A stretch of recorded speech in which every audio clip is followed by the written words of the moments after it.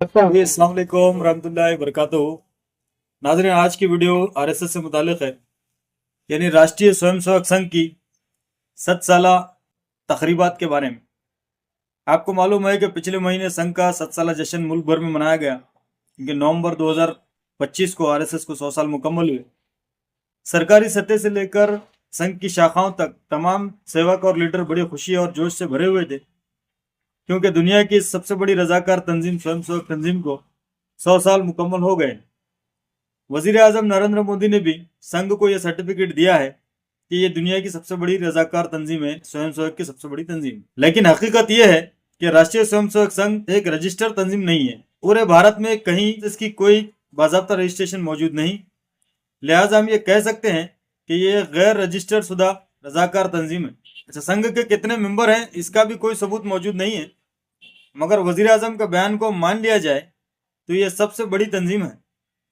7 साल मौके पर, इन 100 साल मुकम्मल होने के मौके पर मोदी हुकूमत ने एक यादगारी सिक्का और डाक टिकट भी जारी किया है, जिसकी तमिलनाडु के वजीर आला स्टालिन, केरल के वजीर आला पिनरई विजयन और कांग्रेस पार्टी ने मुखालफत की है।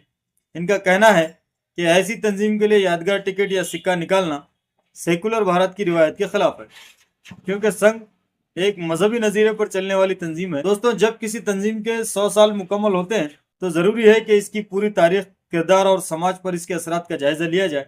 संघ इस वक्त हुकूमत का हिस्सा है और बेपनाह ताकत रखता है, मगर यह भी देखना चाहिए कि क्या इसने हिंदुस्तानी जमहूरिया और आइन की रूह के मुताबिक काम किया है या नहीं।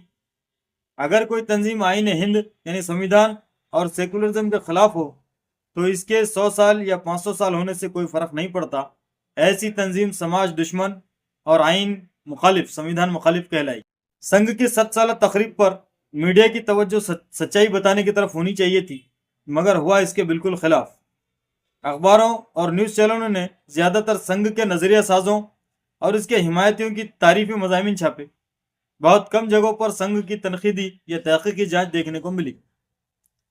दोस्तों, बात शुरू होनी चाहिए इससे कि आरएसएस की बुनियाद कैसे पड़ी। संघ की बुनियाद डॉक्टर हेडगेवार ने 1925 में रखी। संघ का नजरिया जमहूरी सेकुलर भारत के नजरिए से मुताबिकत नहीं रखता, मेल नहीं खाता।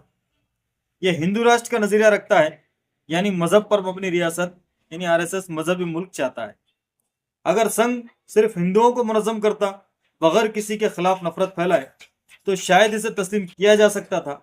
लेकिन पिछले 100 साल में संघ ने हिंदुओं के दिलों में मुसलमानों के खिलाफ खौफ, नफरत, झूठ पैदा करने का मुसलसल काम किया है। नाजरीन, संघ की सोच पर, संघ की विचारधारा पर डॉक्टर मुंजे, हिंदू महासभा के लीडर, का बहुत असर था।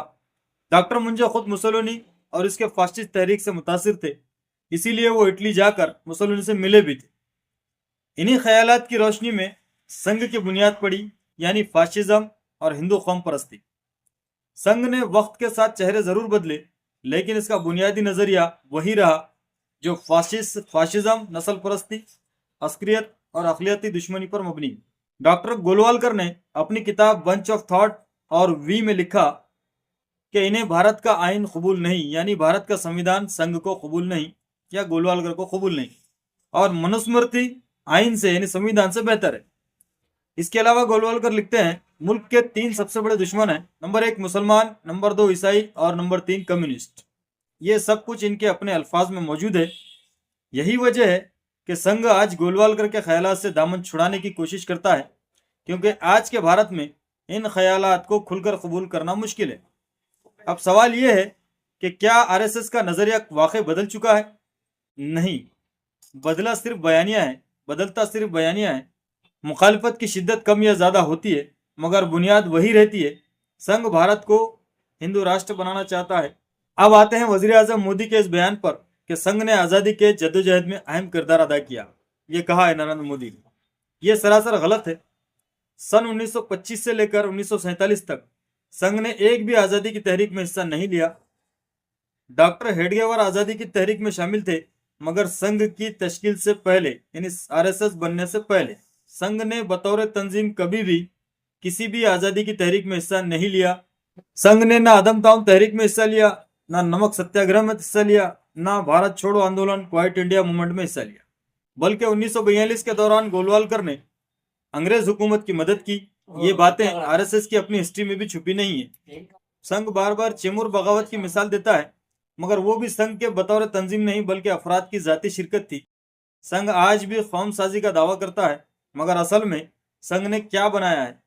कोई कौमी सतह का लीडर संघ ने नहीं बनाया, कोई इस्लाही तहरीक नहीं, कोई समाजी इंसाफ नहीं, सिर्फ नफरत, मजहबी सबबंदी और फासिस्ट मिजाज। इसीलिए संघ आज महात्मा गांधी को, डॉक्टर बाबा साहब अम्बेडकर को, भगत सिंह को, सरदार पटेल को, इन सबको हाईजैक करने की कोशिश करता है।